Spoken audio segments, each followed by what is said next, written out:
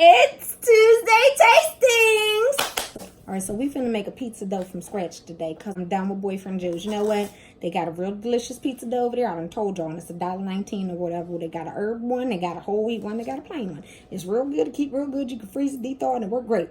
What I'm saying is, I'm off the processed foods altogether. I mean, I'm still gonna buy seasonings and shit like that. You know what I'm saying? And when we wanna go out to eat every so often, we finna go. But I'm done with just buying shit that come in a bag, a can, a bottle, a pack.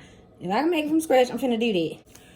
I've been afraid to be like, you know, trying out yeast breads and such, because they be talking about yeast is all temperamental. You gotta do all this whatever particulars. I don't cook particulars. Y'all know that. I don't measure and all that kind of foolishness and shit. But the other day, I wanted pizza dough. I had refused to buy any from Boyfriend Joe's, and so then I was like, damn it, I want a pizza and I ain't got no dough. Now what? But I had yeast.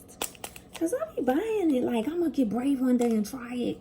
And then I don't. So I got like 10 damn packets of yeast. Good thing I did. Because now I'm the pizza dough queen. Alright, here we go.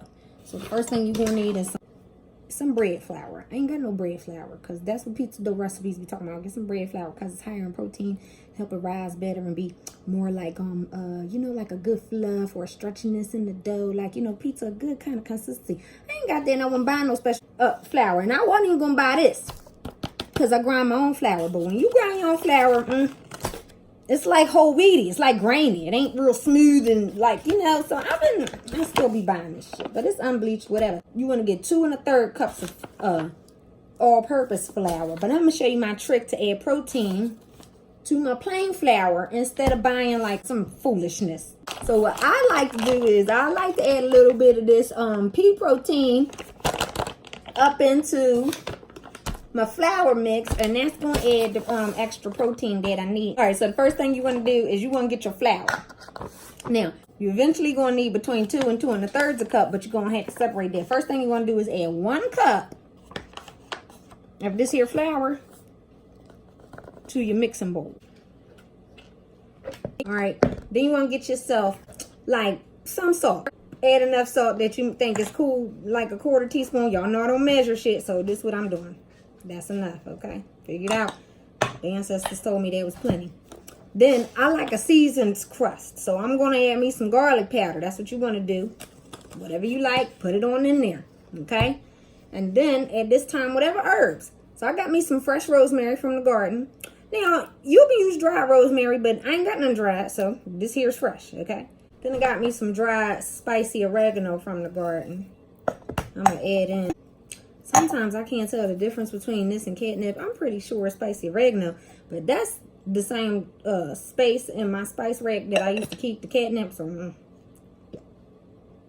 it don't, whatever. Put it in there. All right, next thing you want to do is put about 1.5 teaspoons of sugar. Then you want to go ahead and add in your yeast. A package of yeast. That's like 2 1/4 teaspoons of yeast, whatever, but it's a pack. All packages of yeast come with the same amount in them, so ain't no use worrying about. I ain't got to measure, okay? That's what I got, right? What I'm going to do is I'm just going to stir that about, mix it up a little bit. And then what you want to do is you want to put yourself in there 2 tablespoons of, you know, some type of good oil. I like to use avocado oil. You can use olive oil if you like. And then you want to get 3/4 cup of warm water. You best not make it too hot because you'll kill the yeast, okay? Get some warm water out the spigot or warm up some filter water. I usually don't put no damn spigot water in my food or ingest it in any way, but that's the only way it's getting warm. I ain't heating the shit up on the stove, that's for sure. Add that on in there, okay? And then you want to stir that about. Mix it up. See what's going on. You're just going to get a nice little paste thing. A little paste ball going.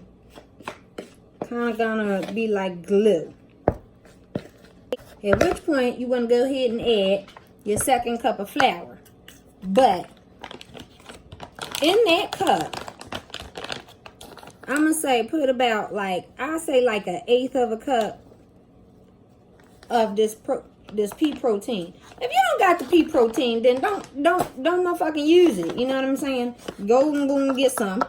I got that on Amazon, which you can check out a link for that in my bio. on my Amazon store. You can grab yourself some of this here. This is pretty good. Lasts forever, too. All right, don't go bad. And I mean, you got a date on it, but that don't mean nothing. I'm going to put your second cup of flour up in here now at this point with your pea protein and mix that on about. Now, you might, if your dough is too sticky, you're going to need that extra third of a cup that I told you about.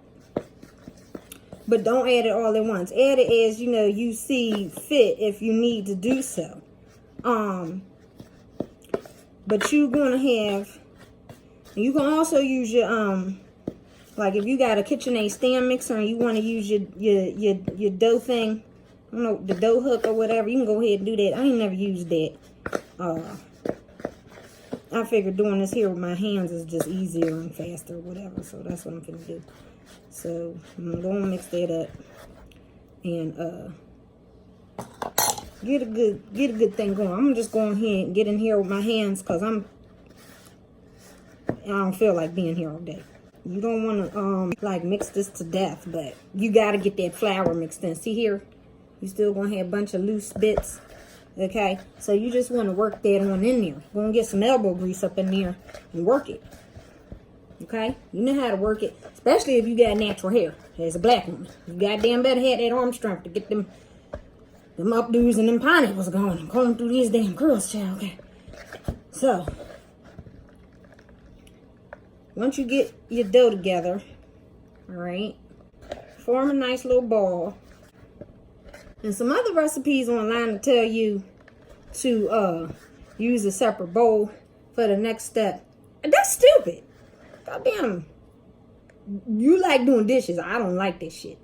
And even if you did like that shit, you wasting water and shit. Use the same damn bowl, okay? Just get much of your remnants out as you can. Put them on in there. Don't matter.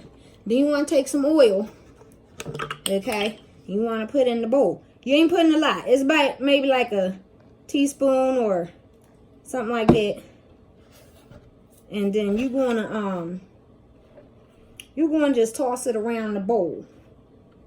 And the purpose of this is you're going to put your dough ball back in here and roll it around to coat it with this oil. So I'm taking my fingers and I'm just smearing the oil around the sides of the bowl.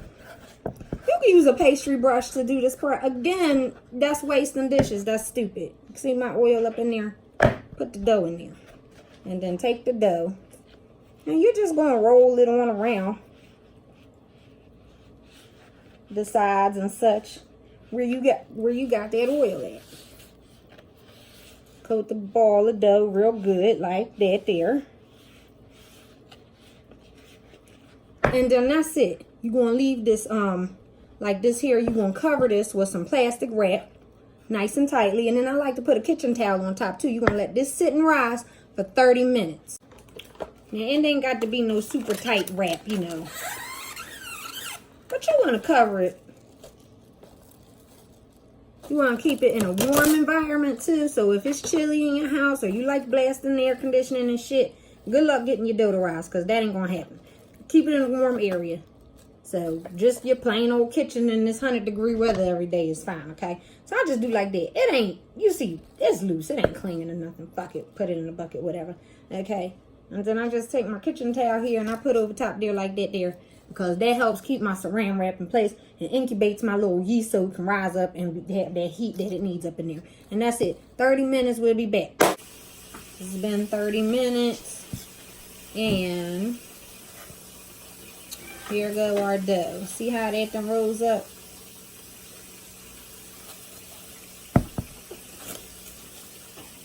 Now. Okay. So, pretty much that's it. At this point, you can put it in the refrigerator for later. You can freeze this. I like to keep it wrapped in plastic wrap like this here. Then you can do any number of things with this. You can make a pizza. You can make strombolis, calzones, hot pockets, breadsticks, whatever you into. So, that's how you make homemade pizza dough. Hope you learned something. I hope you enjoyed the video. Remember to follow me, like me, comment below. And such. Thanks for watching Tuesday Tastings with Taja. Remember, be decent to yourself, then be decent to everybody else. Bye.